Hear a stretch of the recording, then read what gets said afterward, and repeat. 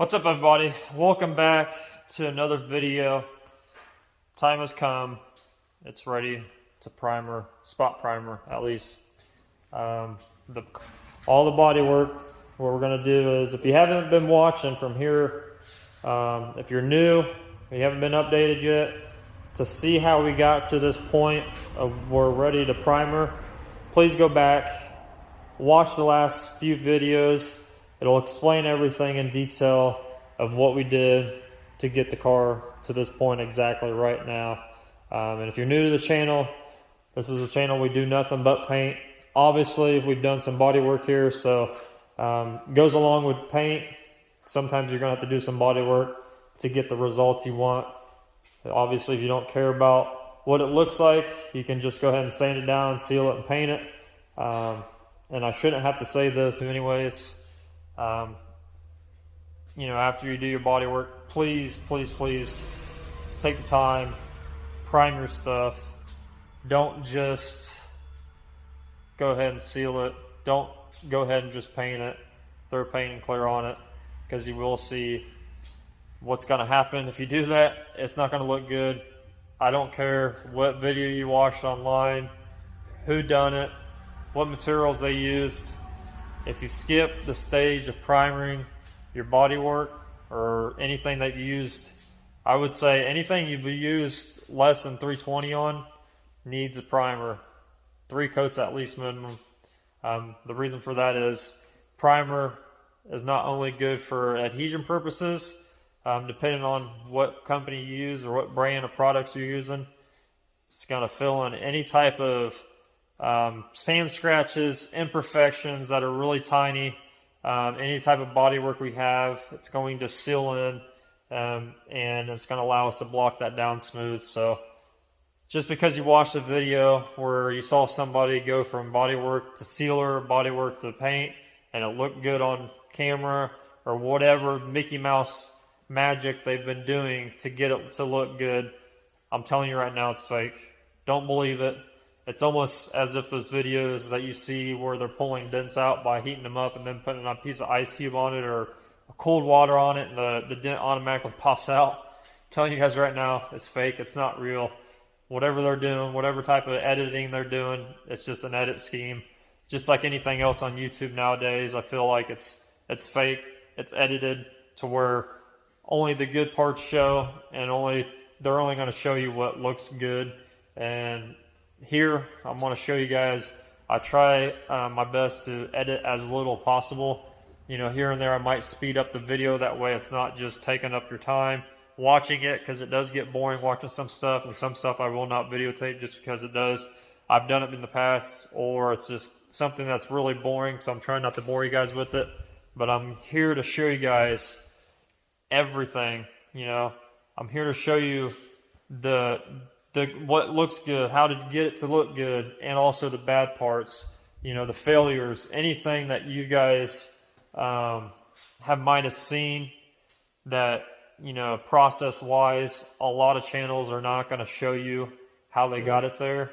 They're just going to show you the parts and the pieces where they edit it and to make it look good, and they're pretty much not going to show you or tell you anything of how to get it there. I'm the totally opposite. So if you're new to this channel, thank you. Make sure you subscribe. Feel free to comment below. Right now we're working on this.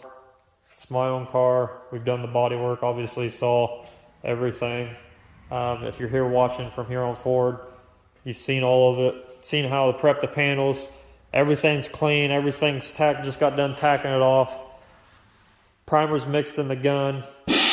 We're going to go around and we're going to spot primer essentially all these areas that we've done body work on or that we've blocked out, such like the spot on the trunk here. All that stuff's going to get a minimum at 3 coats. I might, depending on how much primer I've got left, I might put a 4th on, because I got to do not only the car but the side skirts here.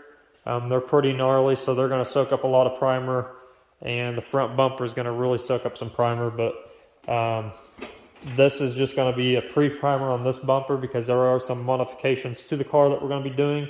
So we're going to have to mock this bumper up. So not only are we going to primer it now, but we're going to primer it again when we do the whole entire car, because after this stuff dries, the spot primer dries, we're going to come back in 24 hours from now, block everything back down, and primer the entire car again to make everything nice and flat. It's just one of those things you got to do if you care about how straight your body panels are. This is one way to do it. Spot primer your bodywork, make sure it's all nice and sealed in, nice and straight, block it down, and then come back in and primer the entire car to get it flat. What you're essentially doing is building up those areas.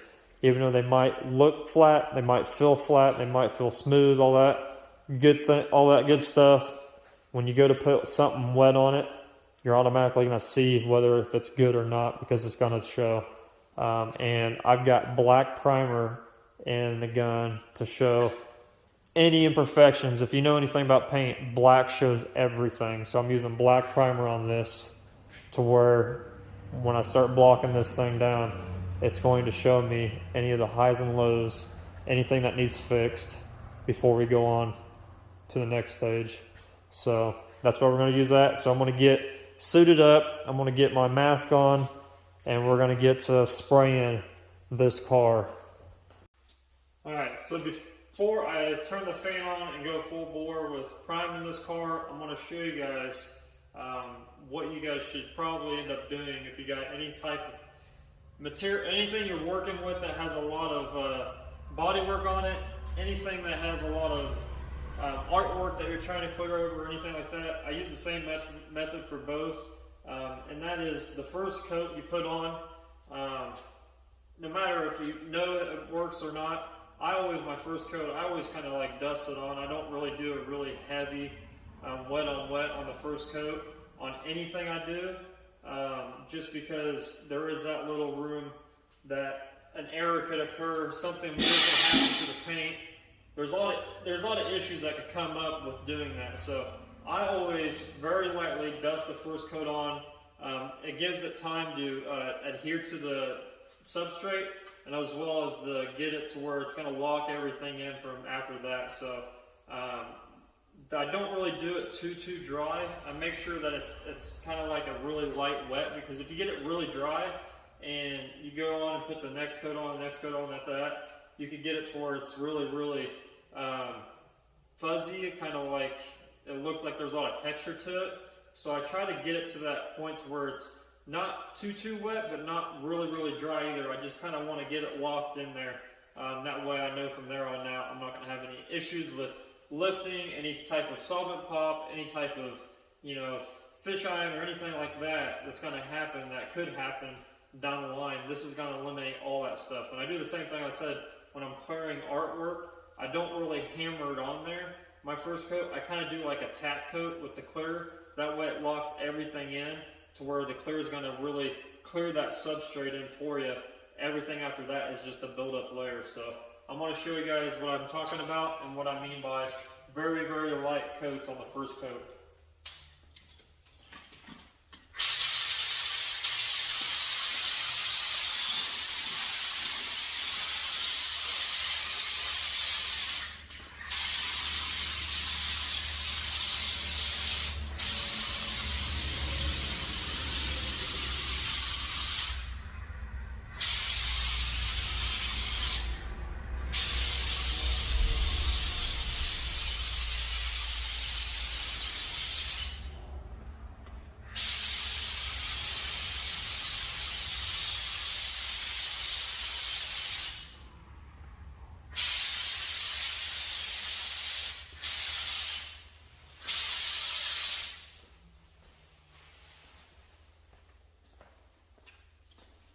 Alright, so I've got the first area, the first side of the car done. I'm going to show you guys what I'm actually talking about with how light you should go. You should go just enough to where it's kind of, I lower my air pressure when I do this too, that way it's the droplet sizes are a little bit bigger, because anything that's like a heavy sand scratch or anything that's in that bodywork that could possibly cause a crater or anything like that, this is kind of going to eliminate that, because there is bigger droplet sizes in the primer when you're spraying it. So I lower the air pressure a little bit but I'm just barely putting it on there where it's not really dry.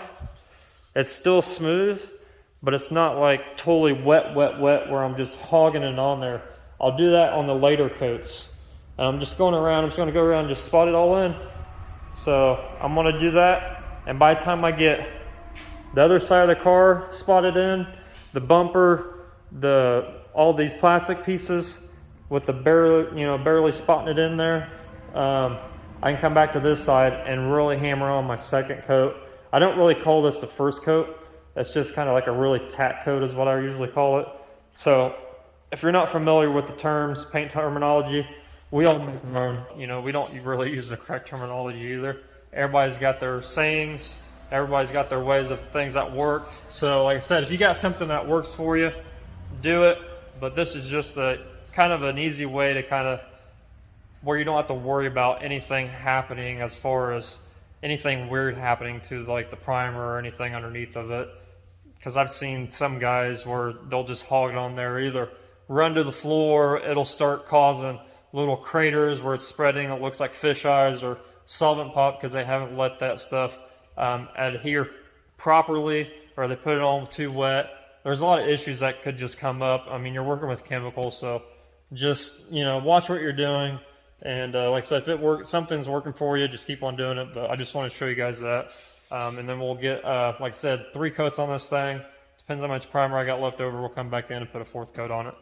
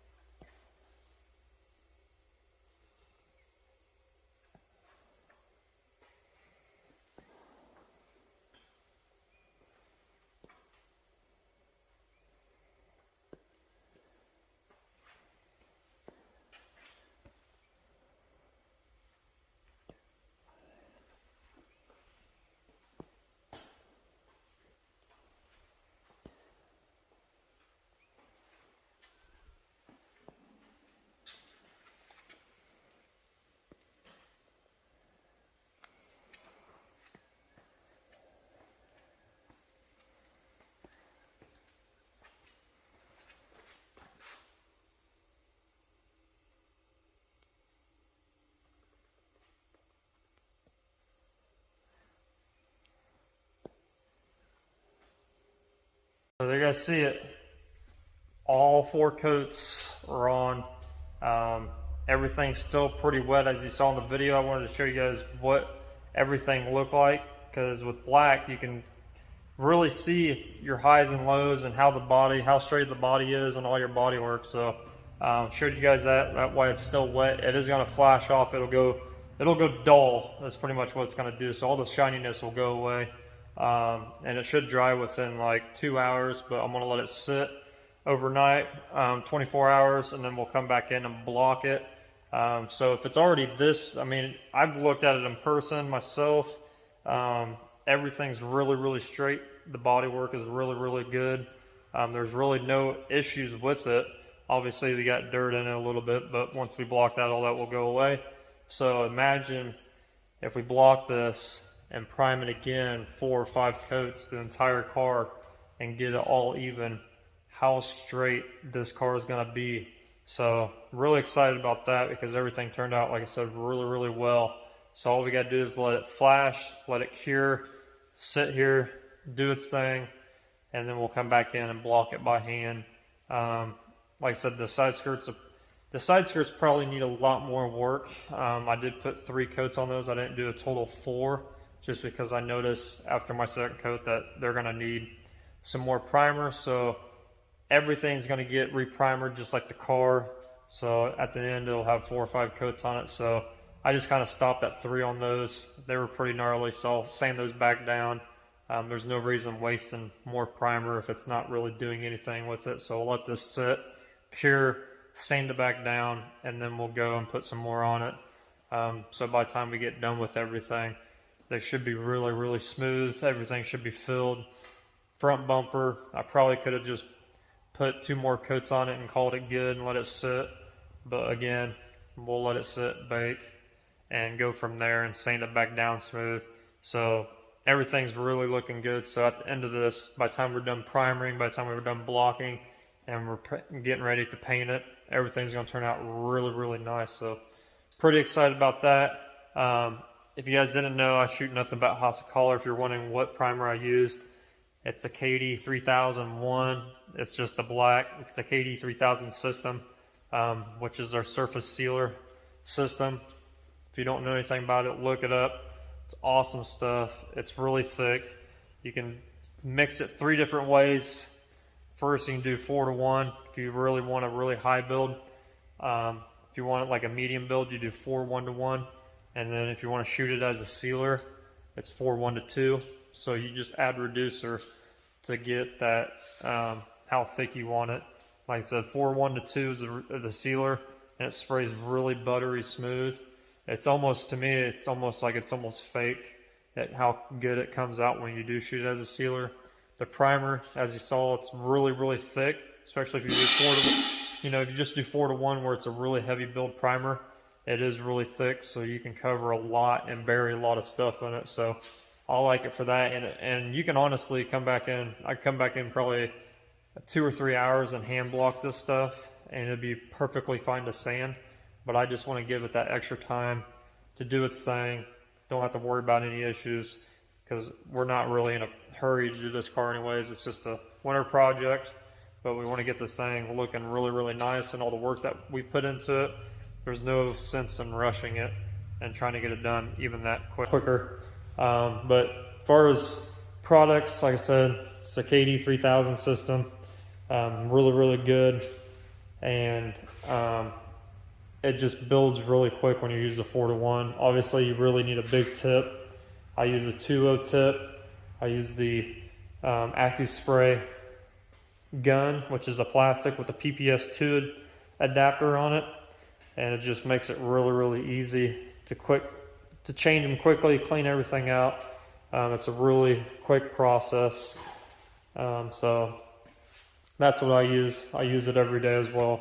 It's just what I've been using over the years. So yeah, all that is, it's all pretty much shot, done. As you can see already, it's starting to lose its shine and starting to go flat, just like it has on the trunk. You pretty much almost touch it now in some spots, but yeah, we're gonna let this sit for a couple days.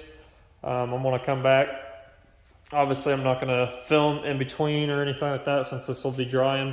I'll pick the camera back up when we're ready to block this thing down. I'll show you guys what everything looks like, because now you're going to start seeing everything change. Before, you might saw a little bit doing the bodywork and things like that, but on video you're not really tell how quickly things come along until you put that first coat of primer or whatever you're doing, straightening the car. When you put that paint on it, you're really be able to tell. Right now it just looks like a spotted cow, but like I said, we'll eventually get this thing one full color. I will be using black with it, so everything's gonna be blacked out and black primer. That way when we go to block it, we can see any highs and lows since it has silver underneath of it. So that's my thinking behind that. And most of the colors that I'm gonna go with, I've got like 4 or 5 that I'm thinking in my head of painting this car. They're all of them are pretty much on the darker shade. So with using a darker primer, darker sealer, you're not going to be using as much paint because everything's going to transform. It's going to cover a lot quicker. So use your correct primer, use your correct value shades when you're going to paint a car. You always want to think of that in the back of your head. But yeah, that's pretty much it for today. So I'm going to let it sit and come back in and block it. So it has been pretty much 24 hours since the last coat of primer on the Honda. I'll show you guys what exactly it looks like when it's fully cured. It's nice and flat and smooth, and it looks really good. So one of the big tips on becoming a really great painter is, this is probably the biggest one out of all of them, is knowing your products, knowing the do's and don'ts of what you're using. There are some things that you can do with other products you can't do with others. If that made any sense? If you understand what I'm saying. Such as like this, what I use at home, I can't really necessarily do the same things as what I use when I go to work, what I use every day at work. One of the biggest reasons that is because they're totally two different products for one, and the other, I've got a fully bake booth at work that I'm able to use heat and just bake things down, and the cycle times it kills the cycle time. So there's a lot less waiting than it is when I'm here at home.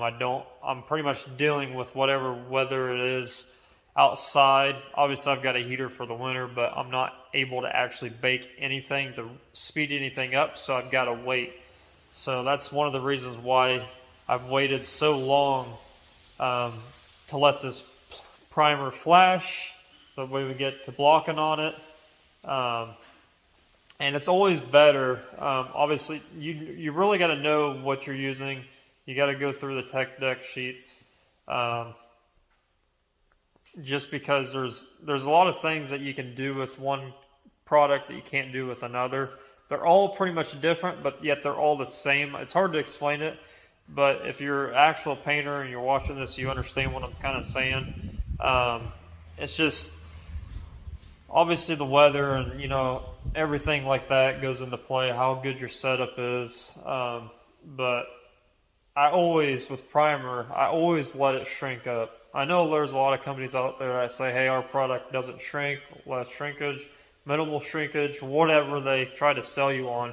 But I'm going to tell you this straight from the get-go. Every product, I've sprayed pretty much everything, and I've used almost everything, and pretty much everything does have a shrinkage to it. So that's another reason why I wait so long to get something. I let it sit more than what it should, just because it's just going that extra mile. It's just a clear thought in my head that when I go to touch it, I'm not going to have any issues with it. And that just comes with experience, honestly. So primer, for instance, since we're at the primer stage, primer, depending on how much product you use on, depending on what product you're using, depends on how much product you can put on, because a lot of products you can't just hog it on there. It's going to break at one point. But with this car especially, I've put 4 coats of primer on it. A lot of guys will say, oh, all you should need is 3, your bodywork should be good enough. Well, we're going the extra step with this. Same way when I go to clear something, when I tell people I put 15 coats of clear on a car, they're like, oh crap, that's going to crack off. It's like, no, you got to do it the right way.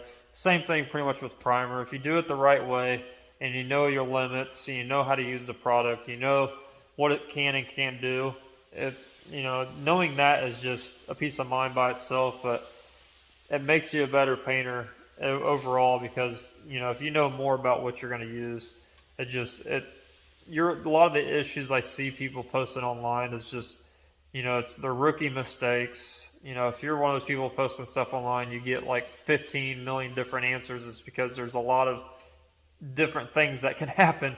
You got to think about it. You're using a chemical, so there's a lot of things that can happen. So if people are asking you 15 million questions about your setup, about what you're doing, what you're using, how you're prepping stuff, how you're doing this, what products you're using, it's for a reason. There's people out there that have done exactly the same thing, the same screw-ups you've had in the past. We've all been there, because the ones that have been doing it for a long time and stuck with it, we've been there before. So don't get mad when we ask you a ton of questions, because it's just, we're trying to understand. We're trying to get you the right, correct answer from the get-go. But yeah, I always let my primer flash more than what's needed. I could have came back out here like 2 or 3 hours later and have been dry enough to block it, but I want it to really dry up and shrink up as much as possible, especially on this car, since we're going to be blocking this down and putting more on top of it. So it's just going to have that extra build to it overall, and it's going to be really straight. So I just want things to really sit for a long time. But it's just what I have to deal with, like I said. at work I got a booth, I could have baked this in 40, 50 minutes and then started sanding on it and it'd been fine. But here with the elements and everything, you know, it's fall, so the weather's changing every day. It's colder at night, colder in the mornings, kind of warm during the midday part. So it's got to take a little bit longer for me, especially at home, to do things and get things done. But I'm in no rush, like I've said millions of times, especially on this thing. I'm not in a rush. I'm only in a rush to get it in fully primer, if that makes any sense. But that's just because if I get a customer's car in here, that I got to get this thing rolling out. That way I can use the space. So that's the only thing I'm really in a rush for. But other than that, it can sit in primer for 4 or 5 months. All I care about, you know, that doesn't really bother me until I'm ready to actually cut the windows out and paint it. So yeah, I just wanted to run that over. That way some of you that aren't painters or don't do this for a living kind of understand. You know, some people do ask me the weird questions of like, you know, why did you wait a full day just to go back in there and work on it again? You could have went in there, you know, in a few hours and just worked on it. It's like, because one, I've got a full-time job, so I'm not able to be out here all the time. Until this channel blows up and we monetize it and we get to where we need to go and money starts coming in, I can put more effort and more time into this stuff, and I won't feel as bad, but I will still have my permanent career, my job, full daytime job as a painter. I don't think I'll ever leave that, but it's got to get really good out here in this shop before I do. So, but yeah, it's just a lot of people don't understand where we're coming from when we do this stuff. You just know that this stuff is a chemical. You gotta do your due diligence. You gotta follow the tech sheets. You gotta do the right thing, or else you're gonna cause a lot of headaches for yourself. And it's just better. Time is always better. Just to wait it out. Don't rush anything. There are some things, like I said, at work I can rush because I've got a full bake booth. I could push the products a little bit harder than I can out here, if that makes any sense to you guys. So. But with this, I'm going to kind of go over with you guys real quick of what I'm going to do as far as getting the primer sanded down and the plastics and everything, because I do two different methods pretty much, from going from metal to plastic. And I'll explain why I do that here in a bit. But the one thing, you only need a few things to sand primer. It's pretty simple. I always red Scotch-Brite. Get any kind of haziness or anything off the edges or any rough spots off the edges. I use this to kind of go over and just kind of everything that's feather edged out. It'll kind of sand that overspray, and any edges I need to get to, the sandpaper can get to, that will actually dull it down and scratch it for me. Obviously, you need a block of some kind because you're going to be blocking on your metal parts. Sometimes if you do body work on bumpers and stuff too, you can block it down depending on what you're working on. You need a DA of some sort. This is a 3M. This is what I use. I've had this thing for probably 8 or 9 years. I've had it for a long time. So need a DA. And then obviously you need your sandpaper, whatever you're going to use. I don't use anything less than 320 when I'm sanding primer. That is because I can seal over 320 sand scratches. Now this, I could have picked up some 220 if I really wanted to and just block this down, since we are repriming everything again. I could reprime it and block it down with 220, but I really want this thing to be really, really smooth. I want to get any sand scratches out we created before that I did. Maybe I didn't get like a sand scratch that's over here. Maybe I wasn't paying attention when I did it. It's just going to smooth all that out with the 320. And then once I get done blocking it with the 320, I'm going to stick some of this 320 DA paper on my DA.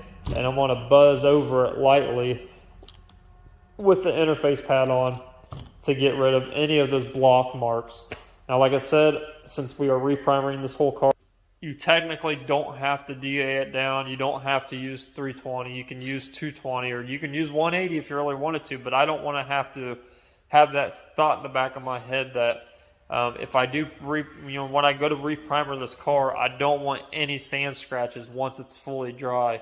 I want to be able to it be as smooth as it is right now, and I don't want to have anything that's going to hold me back from just blocking it down in 320 again and going forward. I don't want to take steps backwards. So I'm always in the back of my head thinking about those little things like that. Because if you do, I mean, I've seen people where they're doing their body work and they, you know, a lot of guys will do 80 grit and then they won't put, either their product sucks or they won't pay attention and they won't do their passes right when they're doing primering over their body work, and they go back down and they wait, you know, they bake it, they wait a day or whatever. When it's dry, they'll block it back down, and then they'll, you know, they'll go to paint it. You can see those sand scratches still because they didn't fully get them out. So this is one way that I do it to that reassures me that, you know, when I go to paint this thing, I'm not going to have any issues with sand scratches. It's just the little things like this that you got to understand what you're doing, or else you're going to cause a big nightmare for you. Especially if you're in there and you got everything ready to paint, and you're laying, you know, you're laying your sealer down or you're laying your paint down, and then you're like, oh shoot, and it dries, and you notice all these little sand scratches everywhere. You know, it just totally ruins your job. It's going to hold you up time-wise. It's going to do a lot of things that you're just going to have to go back and fix everything. You're going to waste product, waste time, material, all that stuff. And it's going to be more of a pain in the butt to sand a sealer or a base coat than it is going to be primer. So you always want to make sure at this stage the body is ready for paint after you get done with it. So that's just a little tip for you guys. But I'm going to go through and block this. When you're blocking this, I'm going to kind of quick how, if you've never, I'm going to kind of talk to you like you're an idiot for a minute. If you've never blocked anything, you always want to kind of go at a horizontal. You know, you want to be parallel to the body lines when you block this. So you don't want to put a lot of pressure on it right now, because this primer does sand really well. That's why I like it. It sands like butter, so I'm not going to have to put a lot of pressure into it. You don't want to do that anyways, because you'll end up putting what we call block marks, and you'll have lines and everything. So you kind of just want to fill it out and just kind of let it glide over it. You do put a little bit of pressure, but not like most people when you say pressure, they like really put pressure down. You don't want to do that. And like on this side, for instance, that everything's pretty much connected. You got a spot here where it's not, that's kind of light, but everywhere that's connected that we've done body work, you don't want to just stay on one area and just sit there. You want to make long strides. You want to get as even as you possibly can, and how you do that is you do long strides and cover as much surface area as possible, but yet stay parallel to that body lines. Any type of body line you got, you want to just do parallel. You don't want to go up and down too many times. Like, you know, you just kind of got to fill out all the curvatures and everything to the lines. If you stay in one spot, it's going to either create like a dent or, you know, an uneven surface they're going to have to fix. So you just want to barely put any pressure, do long strides. If you've got a lot of body work in one area like this, and you just want to go back and forth like kind of like a parallel, you almost want to do like a cross hatching method to kind of get that even straightness that you need after you get done blocking it and getting it ready for paint. And then with the DA method, after I get done blocking this thing and put this on here, I'm just kind of very lightly, I'm not going to put any pressure on this either, I'm just kind of really lightly go over what I just did, not making any type of unevenness in the DA either. You want to keep it as flat as possible, because this thing will eat through a lot of material really quickly. Even though it has an interface pad on it, it will still eat through material quickly. So you got to pretty much constantly be moving, and you don't want to let it sit in one area too long or tip it on its side and start to kind of go like, you know, you don't want to start going at an angle, because you'll end up creating a divot in it, and you're pretty much just making more work for yourself, because it's going to be a dent. You're going to see it. So just make sure you block everything totally flat. Keep your equipment as flat as possible on the panel. That way you're not creating any more work for yourself. And then with the plastics, it's not that you can't do this, but I just don't. I've done it over the years this way, so for so long that it's just embedded in my brain that I do it this way. But any type of plastic that I've got primer on, I don't use 320 at all. I go straight and just use 400.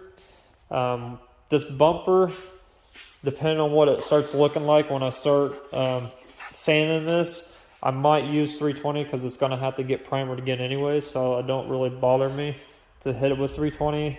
But anything most likely that I'm trying to do one and done on the primer, I go 400. 320 just eats through it really quick because there's a lot of curvatures on bumpers. Bumpers are really uneven.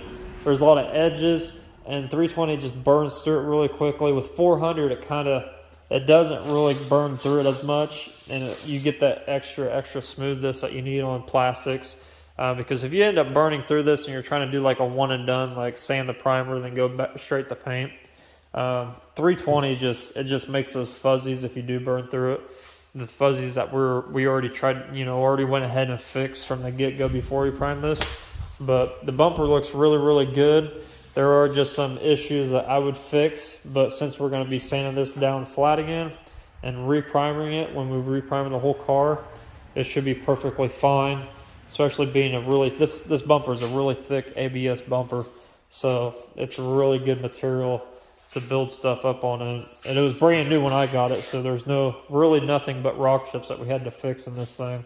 So it turned out really nice. But yeah, and then after that, any type of area that you can't really get to with your DA or anything, I usually take a red Scotch-Brite and Scotch-Brite everything really good. That way it's nice and scuffed, especially like in areas like this where a DA or sandpaper can't really get to. I just go through there with a Scotch-Brite, get it all smooth, because you want it to be scratched.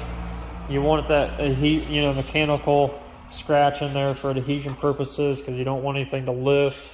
So like the bumper, the side skirts, all those will get DA'd down with 400 instead of 320. Side moldings as well. So yeah, pretty much how I do my primering and how I do sanding it. Just know what type of sandpaper and what they do. Like I said, anything more, if you're not reprimering it, anything less than 320 is way too aggressive. If you're reprimering it, I would say 180 or 220 is probably where you want to start at.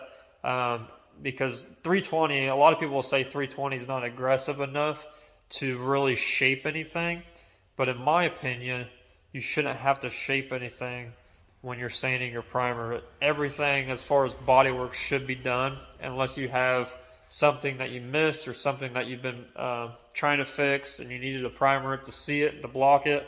Everything as far as bodywork wise should be done and shaped. You shouldn't have to be shaping anything. Primer is not there to shape anything necessarily. It's there as a build and as a a barrier from your bodywork to your sealer and your paint. It's not there to be building body lines and things like that. It's there just to cover your bodywork and all that stuff to get ready for your sealer and your paint. It's a quarter panel here that we've been working on. This thing turned out really good as far as the bodywork, everything. What I'm really looking for is this body line right here being really consistent to this back corner. So that's one thing I was really looking forward to seeing after it was primered, because that's what you really want. You want everything done at this point. This point, you're just kind of smoothing everything out and making it that much better for when you go to paint it. I'm going to block this down. There's some little bit of, like a scratch right here. You can see that didn't fill when I primered it. There's one right there, but that's going to come out because I got 4 coats on this. I know that's going to block out, so I'm not really worried. And a lot of these areas that I have big bodywork spots in, like this area, I might burn through it. I might go back down to the filler in some areas just because I want to really block this thing down. And I want it to get as flat as I possibly can, because when I go back over with that primer to primer the whole car, it's just going to make it that much more even because everything is blocked straight. So I'm going to get to working on this. I've got a few hours, maybe an hour and a half, 2 hours of blocking and sanding on this car, and then we'll get it cleaned up and we'll get ready for round 2 of primering the entire car. Sometimes I just don't give myself enough credit. That's probably one of the biggest downfalls of me personally. A lot of things I do I'm really critical about. Sometimes I get too involved with it and I just don't give myself enough credit. And in this industry, especially if you want to get noticed, get big, you got to kind of flaunt your stuff. So on this job, I got everything sanded down, and I want to tell you guys this. I know it's going to be hard to see on video on the camera, and just take my word for it, but if it wasn't for all the sand scratches that we did with the 180 throughout the whole car to get it all sanded down to primer the whole car, I would say it's damn near close to where I could just seal it and paint it. And I mean, it's straight as an arrow. I wetted it down already. I've cleaned it with glass cleaner. It's literally ready for its second round of primer. You know, I know I said this earlier that I was going to do like 5 or 6 coats on the whole car, but it's probably only going to take like 2 or 3, especially how heavy-handed I am. So that's really, really good news. It's just going to be really extra straight because this next round of primer is just going to get it to where it's just all even, and we go to block it, it's going to be super, super straight. So I'm really happy about that. There's just a couple issues we're going to have to fix before we primer, and it's nothing major, it's real stuff. There's a couple rock chips on the bumper here that are kind of noticeable, and I don't think the next round of primer is going to really cover it. So just a couple rock chips in the bumper, and then there's these marks from just hitting stuff on the road. It's on the very bottom, some scrapes and stuff that did not come out, that I'm just going to hit it with a little bit of glaze when I do the rock chips in it. Other than that, it's almost damn near perfect. But the biggest thing was this little, I mean, it's a big deal too. It's this little chip right there. I'm going to swipe that with a little bit of glaze, and that is the only thing that I saw that is not going to be, you know, it's not going to come out, or it's not going to straighten out with the next round of primer. So really happy. The bottom of the side skirts came out a lot better than what I thought they were going to. There still is a couple rock chips underneath here that did not fill, but it's on the very bottom of the car. You're not going to see it unless you get it on a 2-post lift or you jack it up and go underneath of it. So I really don't care because the car sits super low as it is already. So it's going to get more. So I'm not really too stressing about that. If it was anybody else's car, if this was a customer's car, I would honestly just tell them to buy new ones. But since it's my personal car, I could care less if there was a couple rock chips, because I'm going to drive this car everywhere. But it's super, super straight. It's really, really nice. Like I said, it's going to be really hard to tell on camera. I've already kind of wiped it down. I need to wipe it down again. That's why there's kind of smudges everywhere. It's just from me wiping it down with glass cleaner and stuff. So that'll come out the next round when we clean it. But it looks like a spotted elephant right now. So, I mean, it's a lot of just, I don't know why I said elephant, spotted zebra. But I'm just so happy with how this came out. It looks terrible right now. Trust me, I know, but anybody that knows body work, paint work, anything like that, you know, you look at this and it's just, it looks terrible, trust me, but I'm just telling you right now, it's super, super straight. And this next round of primer, like I said, is really gonna even this whole car out perfectly. I mean, this is probably gonna be one of those cars that I do to where people are gonna, you know, think it's a show car. I mean, I'm talking that type of quality and that type how straight it is. It's really, really straight already. And just imagine if it was, you know, another 3 thick coats of primer on this thing and block it down, how much more straighter, even, I don't even know if that's a word or not, but just how much straight it's going to be after it's all said and done. Give or take a few rock chips on the bumper or whatever, but it's going to be really, really nice, guys. I mean, I know a lot of people, this is 90% of people is not their car they would do all this work to. Trust me, I know. But imagine, I always tell people, just because you don't like the car, if it's done right, it's a really good quality job, just imagine on a different car. Just admire the process the person took, the time, the materials, the money that it took to get it there. Just look at it as that. Don't look at it as, oh, it's a Honda or it's a Civic. Just look at the quality of the work. It speaks for itself. And you probably, like I said, you're not going to notice it on camera. It's going to look like crap.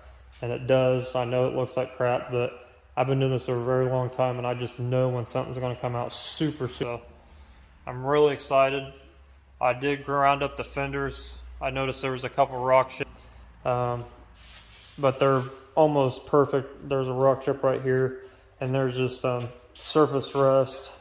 So what I'm going to do is I'm going to pop these moldings off, and I'm going to buzz these down with some 320 real quick and get all the rock chips and stuff out of them, and just go ahead and primer them when I do the car.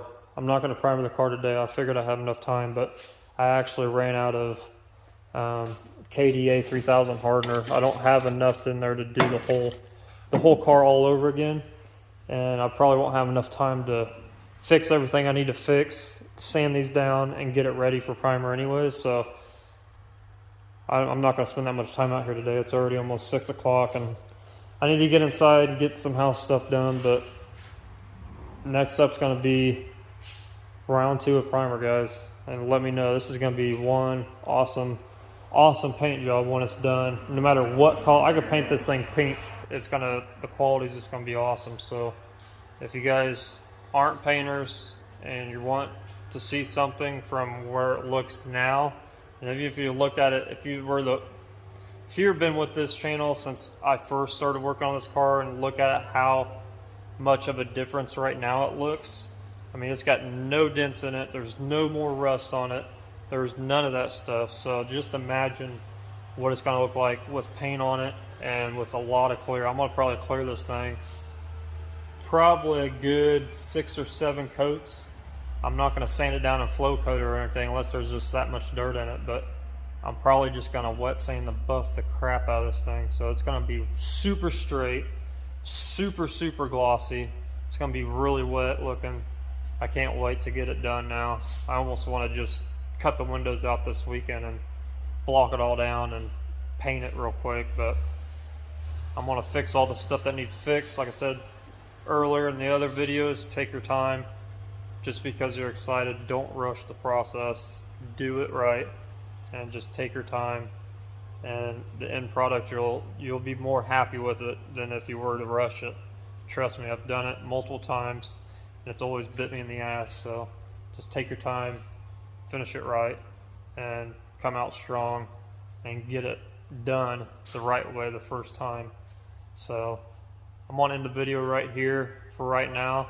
I'll pick it back up when I'm ready to spray the second round of primer on this, and I'm going to show you guys what it looks like when it's wet. Primer's got some orange peel to it, but other than that, it's going to show you guys how straight this car is. Can't wait.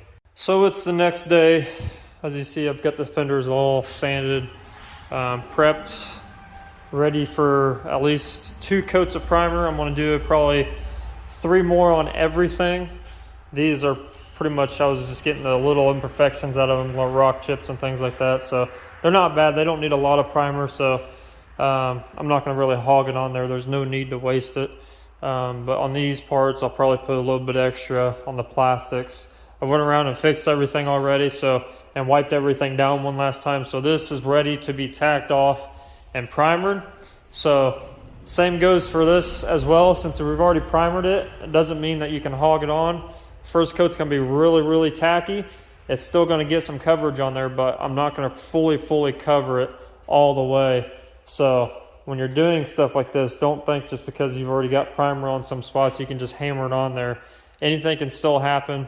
We are working with, the elements outside. It is fall, so it's a little bit different than it is in the summertime. So this stuff's going to take a little bit longer to dry, so I don't want it to run to the floor either or have any type of issues with the paint reacting to anything. So we're still going to take it really carefully, and we're going to start with the first coat, and we're going to go all the way to coat number 3, see what it looks like, let it tack off and dry fully, and look at it. If it needs a 4th coat, I'll put a 4th on, but it really doesn't need that much more as far as primering goes. It's going to come out really good. And also, we've ordered some more paints. I've got some more of the, I got clear, I got this rocket clear I'm going to try out. It's really good for quick things that need to be air dried within minutes. Got the hardener and stuff for other clear that I needed. And then I got some reducer. I was almost out of reducer. And then, but this is what I really needed. I needed KDA 3000 because I was almost out of the hardener for the primer and sealer. So I needed this for today to actually finish primering the car. So jump to it. It's going to be really noisy with the compressor kicking off and on. The fan's going to be on. So I'm really not going to film much, but I'll show you guys in between coats, if you will, when it tacks off, going to the next coat, show you guys what it looks like. And obviously I'll show you guys at the very end when I'm fully done, when it's still wet, so you guys can see what it's going to look like when it's dry and how flat and, you know, how straight these panels are. That way you get an idea, because right now you just can't tell because everything's sanded and it looks nasty. So I'm going to get to it and I'll check in with you guys.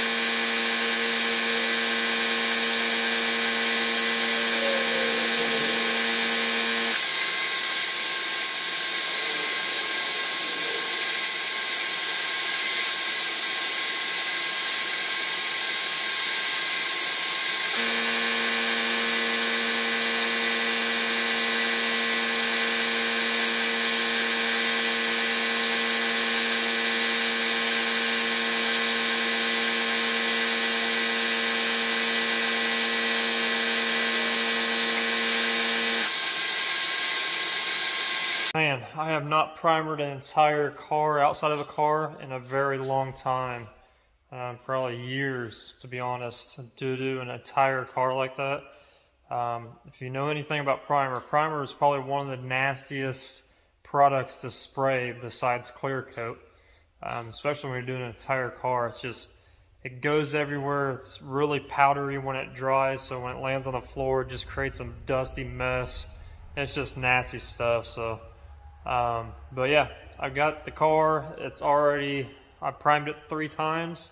I didn't show you guys when it was wet. It was just flashing off way too quickly. By the time I got to the end of my cycle where I was spraying and starting back over and mixing paint up again, it was just already flashed off, so it was too late.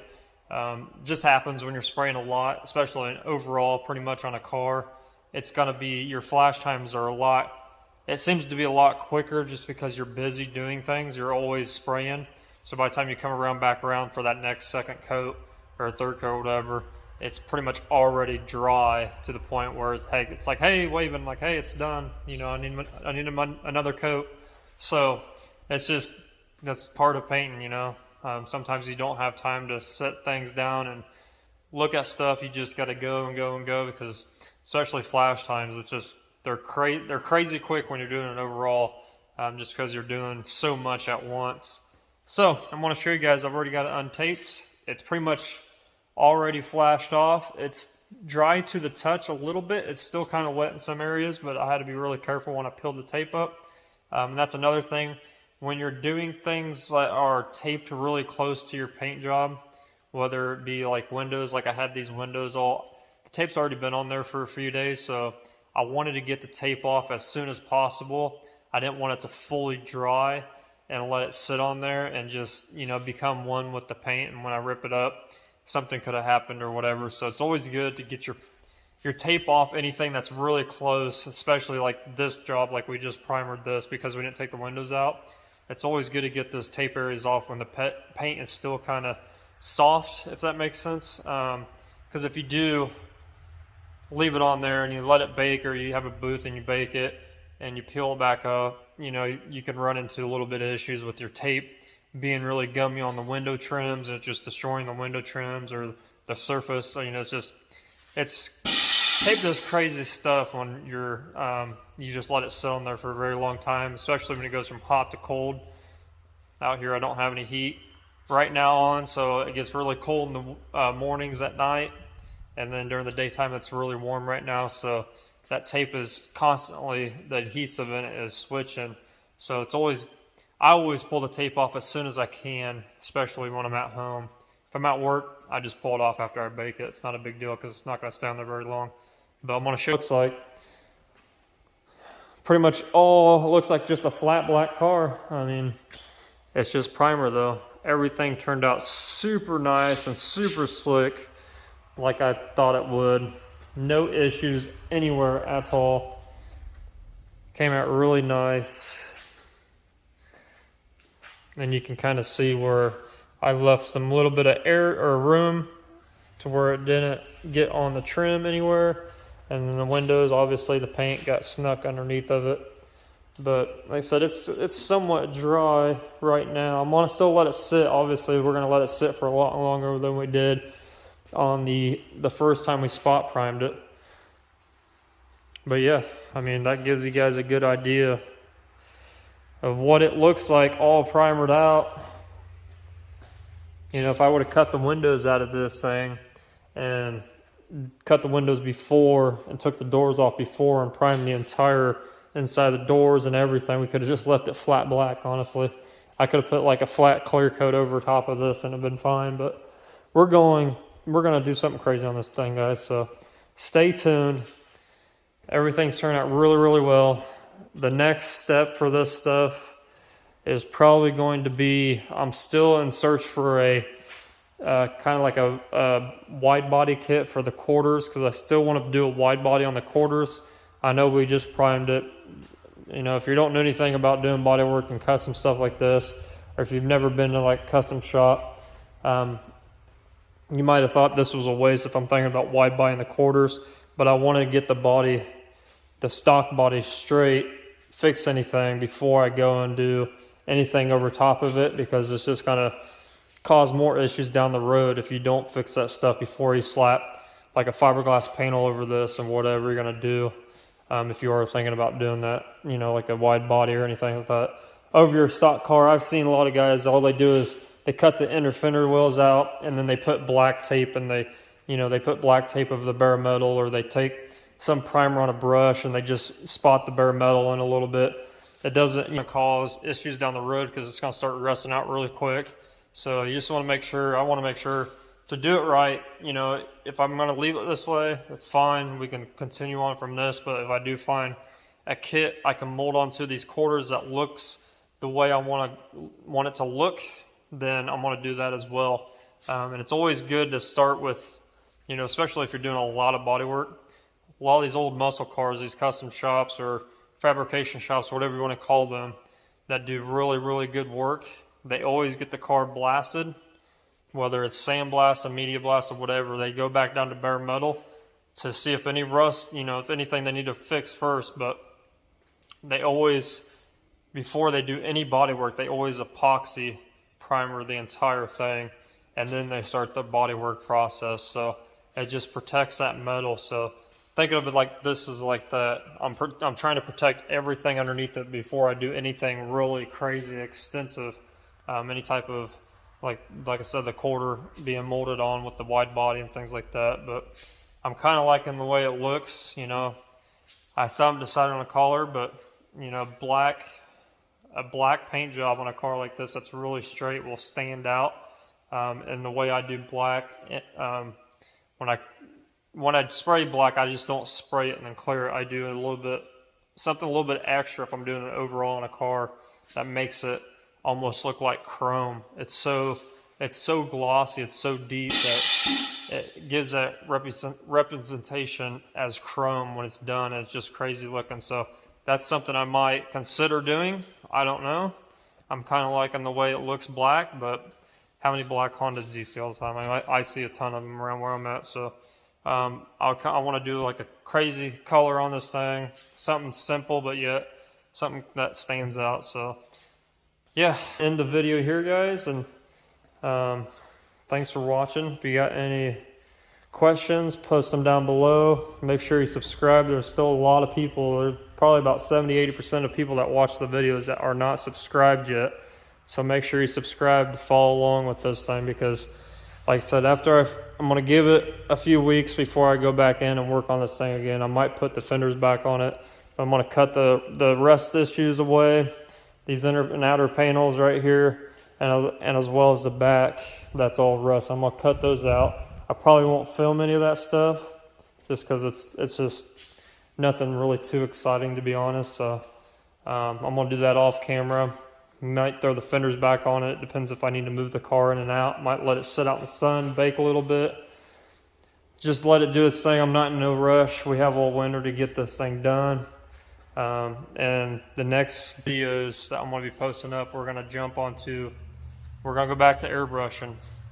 I got a customer that came and bought a canvas that his wife wants a Halloween themed canvas done and airbrushed and painted so they can hang it up and frame it. So that's the next big project I'm going to try to get done.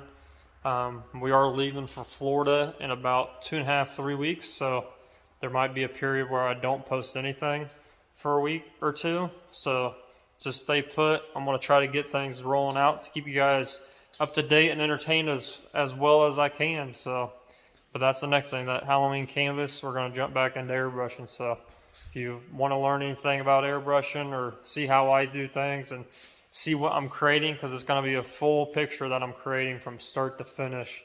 I'm going to create the image myself. We're going to transfer it. If you guys have seen my last videos I posted early on, it'll show you how I transfer things. So go back and watch those if you haven't. And then we're going to start painting. So stay tuned. We got some big things coming up. Thanks for watching.